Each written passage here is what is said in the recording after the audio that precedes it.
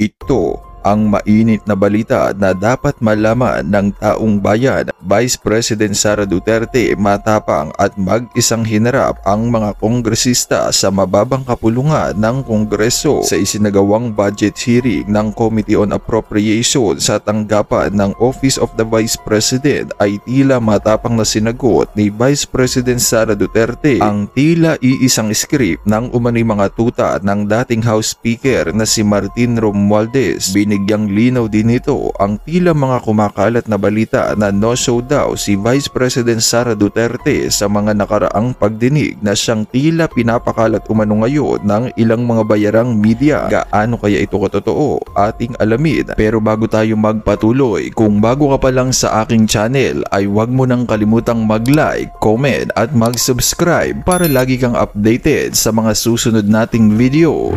Narito nga ang full video ng tila mainit na sagutan ng Vice President na si Sara Duterte kung saan mag-isa nga nitong hinarap ang mga di umano'y mga tuta nitong si Tambaluslos na kahit siya lamang mag-isa ay tila matapang pa rin nitong hinarap ang umano'y mga panggigisa ng ilang mga mambabata sa mababang kapulungan na umano'y sunod-sunuran lamang sa mga script ni Martin Romualdez. Kaya naman sabay-sabay nga nating panoorin kung paanong isa-isang hinarap ni Vice President Sara Duterte ang umano'y mga banat ng mga tuta nitong si Tambaluslos at kung paano ito natapos dahil tila wala na nga silang makitang butas pa upang gipitin muli si VP Sara Duterte. Narito't panoorin natin ang full video. Well, unang tanong po ay kaugnay sa presentation na binigay ng Vice President. Napansin ko po roon nasa budget na 903.4 million for 2025. Bagaman hindi pa po tapos ang taon, ang obligation rate po ay 34.3% lamang at ang disbursement rate ay 66.8%. So nasa kalagitnaan po tayo ng taon, pero mukhang mababa po yung obligation rate. Ano po ang paliwanag dito? Yes, marami kaming procurement na tumagal. Hindi siya nasimulan by January, Madam Chair, yung procurement. So maraming mga procurement na June, July, August na nasimulan. May dahilan po ba kung bakit June, July, August na nasimulan ang mga proyekto? Madam Chair, dahil kailangan marami po mga attachments na nire-require para sa procurement and lahat po ng mga documents na yon ay hindi po siya nakukuha ng isa o dalawang araw lamang. So, middle of the year pa po na naisaayos ang requirements for bidding. Parang ganun po. Tama po ba ang intindi ko? Yes, Madam Chair. Yes, thank you. Okay. Ngayon, mabalik po tayo sa last August 8, 2024, nag-issue po ng Notice of Disallowance ang COA, Commission on Audit, sa 73.28 million na halaga ng confidential funds for 105 activities supposedly held by the Office of the Vice President from December 13 to December 31. Sabi ng COA ay wala raw accomplishment reports na naipakita or sinubmit ang Office of the Vice President para dito at inaatas na o inuutos na ibalik ang pera ng Vice President ni Gina Acosta bilang Special Disbursing Officer at ni Julieta Villa del Rey bilang Chief Accountant. Mag-iisang taon na po, ayon sa COA rules ay may 6 months po para mag-appeal. Ano na po ang status ng Notice of Disallowance na ito? Madam Chair, I suggest that the Congressman ask this during the hearing of the Commission on Audit.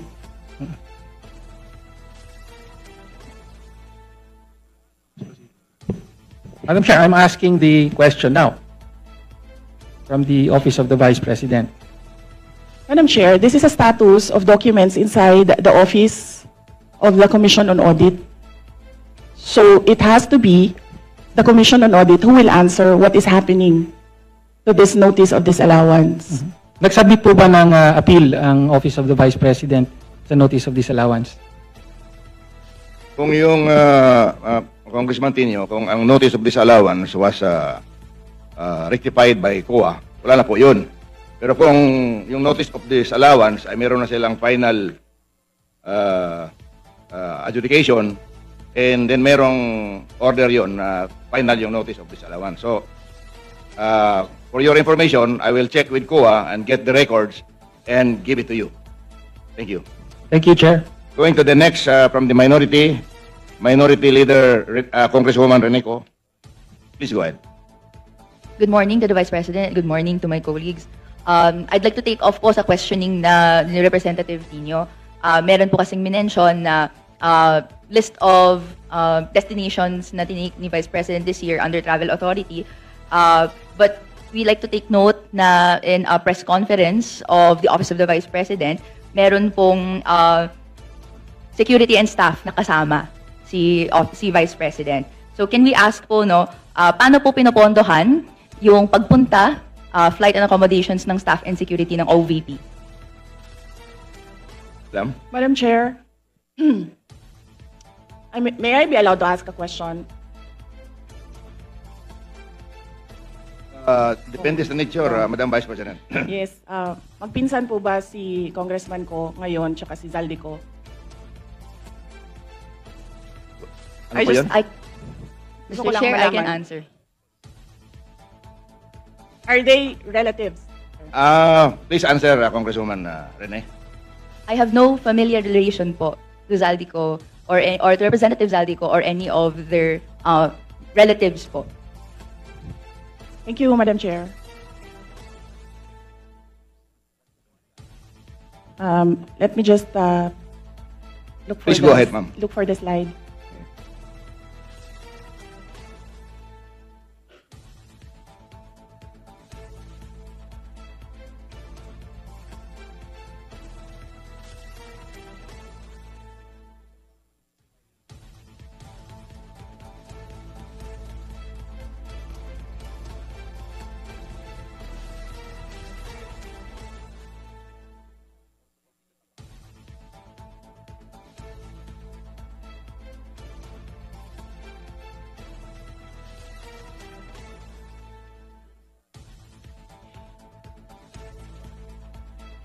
So, Madam Madam Vice Chair. President, please go ahead. Yes. So we are talking about international travels, no, as of July 31. So for two travels in Southeast Asia, for the security, it's 474,646.93 pesos, and for the OVP personnel, these are for 2 trips, 463,733.6, for a total of 938,379.99. For one trip to Australia, for the security, it's 438,383.26. And for the OVP personnel, it's 206,988 for a total of 645,371. For the Middle East and Europe, 3 trips. Total is for the security is 2,922,869.98, and then for the OVP personnel, that's 1,825,329.47 for a total of 4,748,199.45. For 3 trips in East Asia, the security budget was 1,141,937, and for the OVP personnel, 0, because they did not join these trips. And the total is 1,141,937. The total for 9 trips for both the security and OVP personnel is 7,473,887.70. Thank you, Madam Vice President. Congresswoman ko. Mr. Chair, may we request a detailed copy of the report that the Vice President gave in relation po sa spending po ng security and staff for foreign trips abroad. We will request the Office of the Vice President to supply the committee with such record. Thank you, Madam. Mr. Chair, I'd like to ask another follow-up question. Ilan po yung staff and security na dala po ng Office of the Vice President in these trips na funded po, na of this breakdown ng fund na binigay?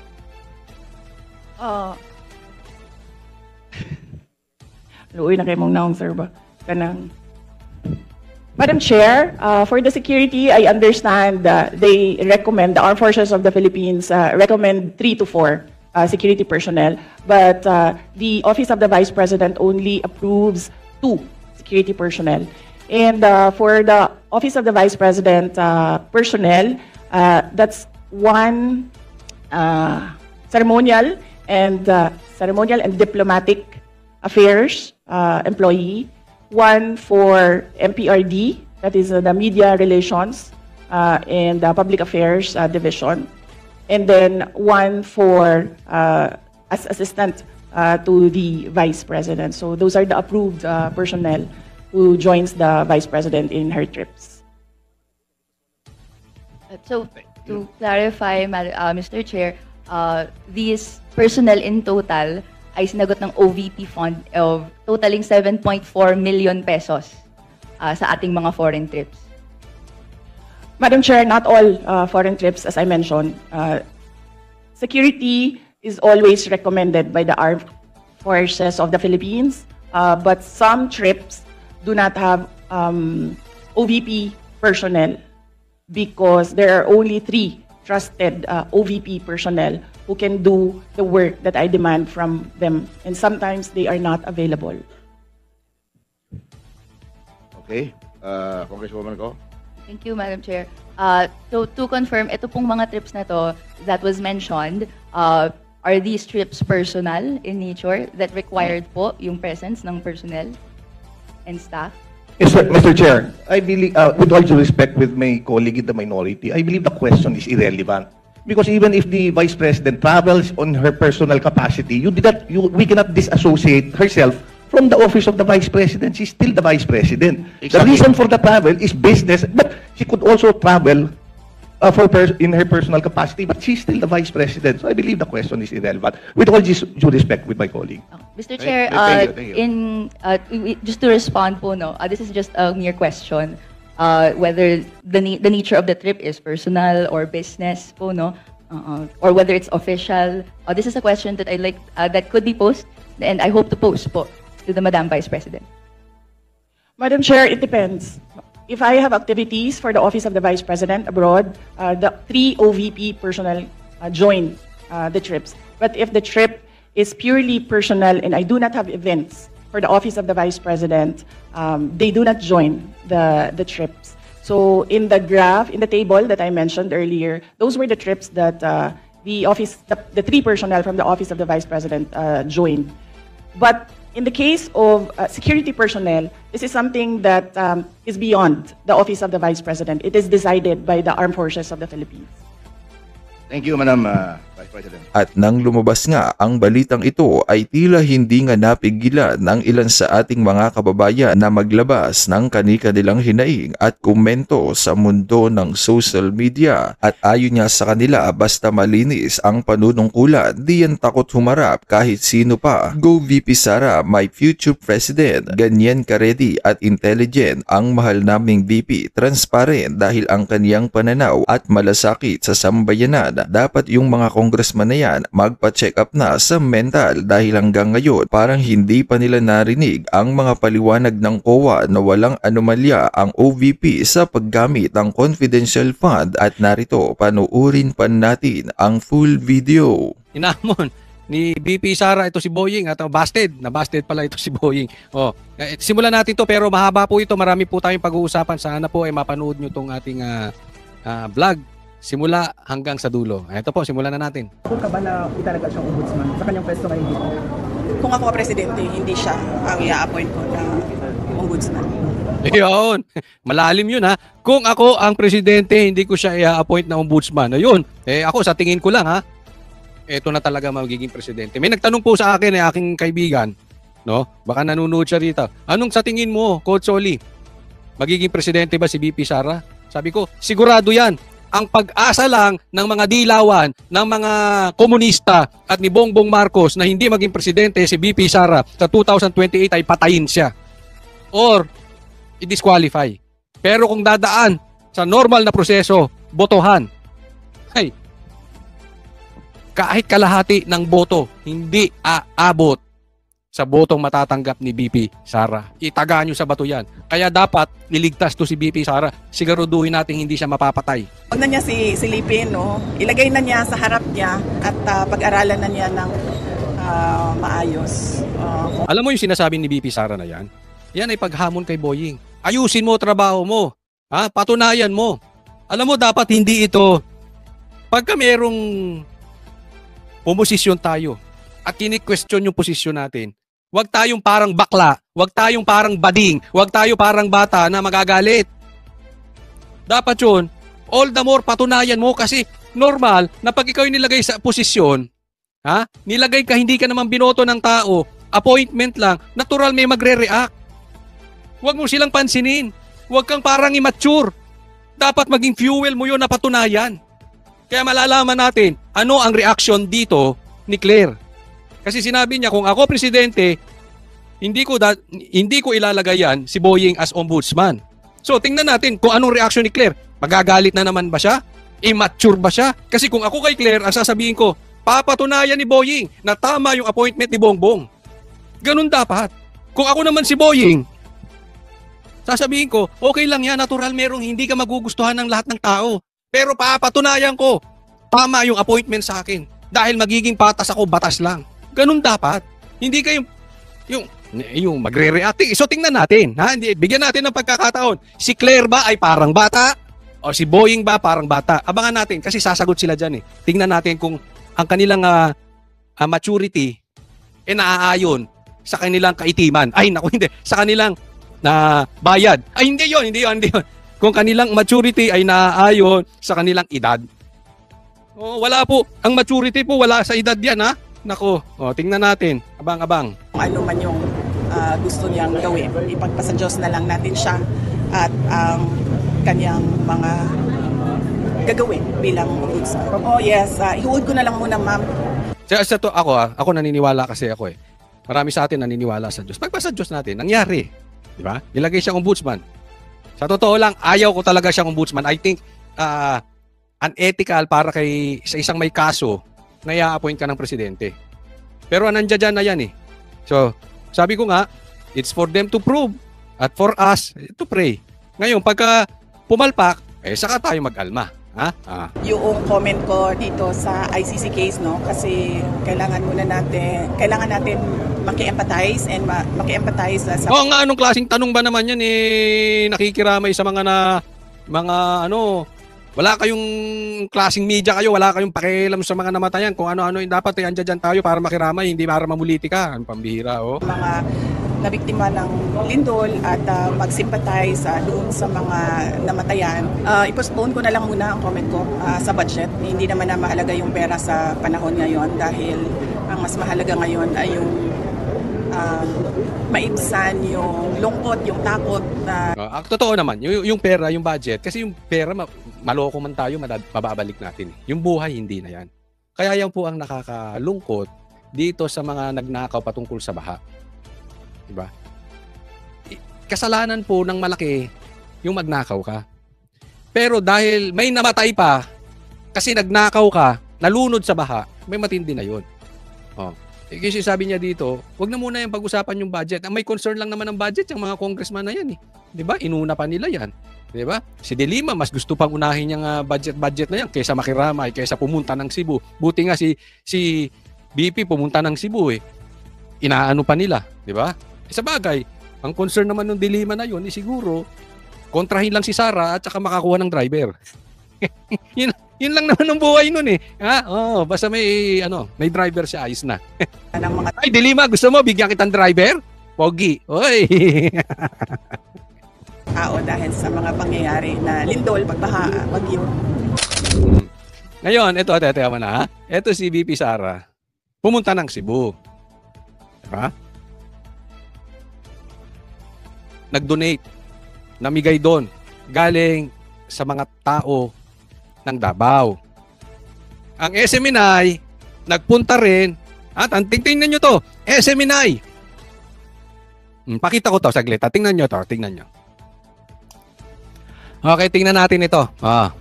SMNI, si BP Sara nagpunta ng Cebu namigay doon, tumulong sa mga nasalanta, galing ang pera sa mga tao ng Davao.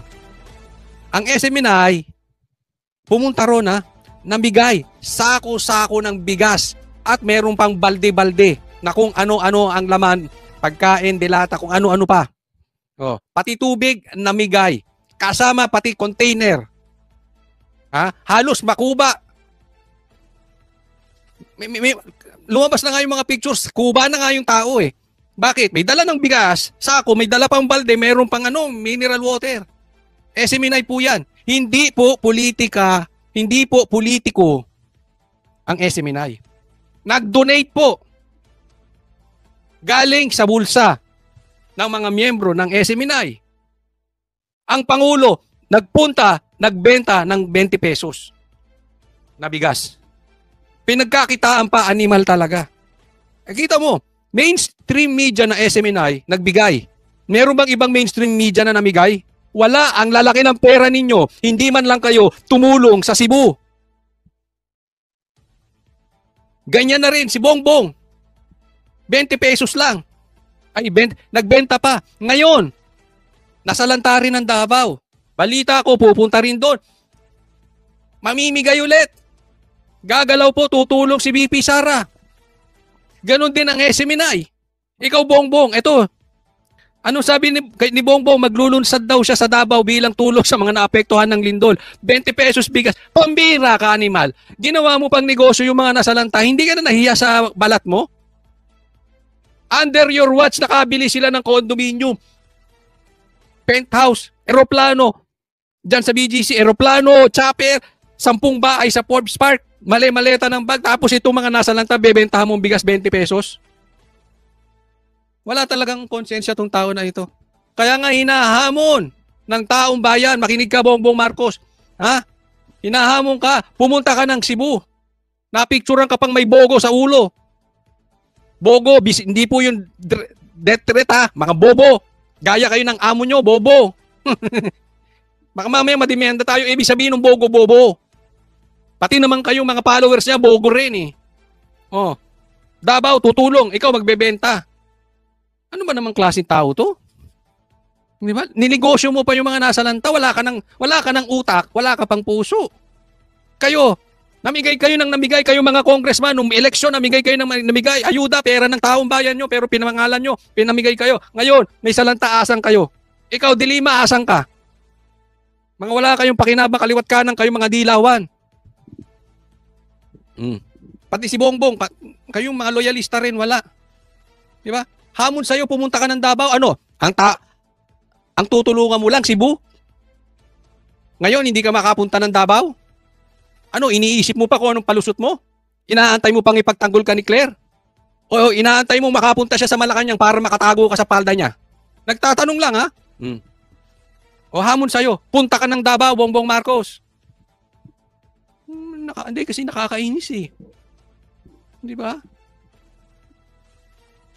Yung maayos, pinapasama ninyo. Kayong walang naitutulong sa buha sa Pilipinas, wala kayong ambag, panira pa kayo. Kayo pa nagiging Kala nyo babait ninyo. O tingnan nyo po itong neck. Etong rally, pag-usapan natin ha. Nako, nangangatog na rito yung mga taga Forbes Park na ninakaw lang yung pera ng taong bayan. Hindi po hindi ko sinasabi yung mga taga Forbes Park nang nakaw. Ito lang, ito lang kroki na ito. Itong buhaya na ito. Pakinggan natin si Kiko Barsaga. Fellow citizens, it is now time to fight back against corruption. Laban tayo sa korupsyon, pero ulitin ko, baka mako tayong inciting to sedition. Wala po tayong gagawing masama. Ito, inuulit ko, tayo ay magrarally, magpapahayag ng ating damdamin at reklamo natin ng may tapang, pero susunod sa batas. Nililinaw ko, ayaw natin yung batu-batuhan na yan na ginawa sa Mindiola. Pinasama niya ng DDS kahit hindi naman mga komunista yung mga animal na yan. So wag natin gagawin, mapayapa lang ha. Pero kailangan may tapang. Hindi po pwede yung magrarally kayo. Magrarally kayo, wala kayong, sasabihin nyo lang ayaw nyo sa korupsyon pero hindi nyo mabanggit si Bongbong Marcos. Alam nyo yung rally na yon, rally ni Lisa yon. Sabi nga si D. Aquino, kamag-anak ni Lisa yan. Yung rally na yon, drama yon. Nakita ka ba naman ng rally na Ayaw sa korupsyon, di mabanggit ang pangalan. Tayo, magbabanggit tayo ng pangalan. Isisigaw natin. Pero, mapayapa. Dapat naayon sa batas. Okay, bukas to ha. Mamaya. 10 p.m. October 12. Oh. Forbes Park, Buendia. Buendia Gate. Diyan tayo sa gate. Kasi ako, naaalala ko, pinagbabato yung bahay ni Diskaya. Naalala nyo na mga lintik na mga komunista. Komunista lang yun eh. Bakit nakakagalit? Pinagbabato ninyo yung bahay ni Diskaya para mapasama at maidiin si Diskaya. At para malihis tayo doon sa mastermind. Ang focus natin, mga banateras, ang focus natin, mga DDS, sa mastermind. Mastermind na may sala. Pag hindi natin nabunot ang may sala, pag hindi natin nabunot sa mapayapang paraan ang mastermind at hindi natin matukoy ang mastermind, yung kahit palitan mo yung mga kontraktor, ang pagnanakaw tuloy-tuloy. Ganyan po ginawa ng komunista, pinagbabato yung bahay ni Diskaya. Hindi ko sinasabing tama yon, pero bakit hindi nila mabato yung mga bahay ng mga mastermind? Ulitin ko, hindi po tayo pabor sa pambabato, okay? Pero makikita natin, ang komunista po, ililihis doon sa issue ng mastermind. Gusto nila, ang usapin ay hanggang contractor lang, hanggang DPWH lang. Ayaw nila umabot sa itaas. Kaya yan po ang isisigaw natin bukas. Doon tayo sa mastermind. For too long have our cries for justice fallen on deaf ears. September 21 was only the beginning. Though from what I have observed, unfortunately, the Yung sinasabi ko, September 21, wala namang kwenta yun eh. Sinasabi ni Kiko Barsaga, English lang i-interpret ko. Sabi niya, bingi ang presidente doon sa rally sa September 21. Hindi po, rally ni Bongbong Marcos yan. Kakuntsaban niya yung mga lintik na mga nag-rally dyan eh. Kaya nga hindi mabanggit yung pangalan niya. protests in September did not affect the Marcos administration Oo. because they are far too detached to understand the severity of their crimes. Hindi, alam nila yung kanilang kasalanan. Kiko, ano yan eh, tanim, yan yung, kung si Risa Ontiveros, tanim testigo, tanim witness, di umano, eto si Bongbong Marcos, tanim rally. Yung bukas, totoong rally yun. And so, tomorrow, October 12, 2025, we will be protesting on the front doors of the greedy and corrupt. We will deliver the people's anger right at their doorstep. We will bring the frustrations of those who lost their homes to corruption to the homes of those who are corrupt. Ang ganda nung sinabi. Ilalabas natin yung mga nawalang bahay dahil sa korupsyon. Dadali natin doon sa bahay ng mga korap. We will be protesting at Forbes Park. And before I end my speech, don't forget the essentials. Wear a hood to shield yourself from the weather. Ay, hood! Nakanda na ako. Pupunta na tayo. Hood. Hood. A mask to prevent the spread of disease. Ay, mask. And shades or glasses to protect your eyes from the dirt. Teka muna, parang medyo duda ko. Anong magaganap ha? Medyo naka-hood, naka-shades, naka-mask. Ako pa, pambira. Anong ibig sabihin nito? Ha? Anong ibig sabihin nito, Kiko Barsaga? Doon tayo sa legal ha. Inuulit ko, doon lang tayo sa legal. Alright. Stay safe and God bless you all. Yan. Stay safe ha. Stay safe. Safe lang tayo. Okay. So abang-abang lang tayo sa mga lalabas na may mga biglaang yan eh. Hindi natin alam ang taktika nito si Kiko. Baka nililigaw niya yung tinataranta niya. Baka tinataranta lang ni Kiko yung mga tarantado. Ganyan na.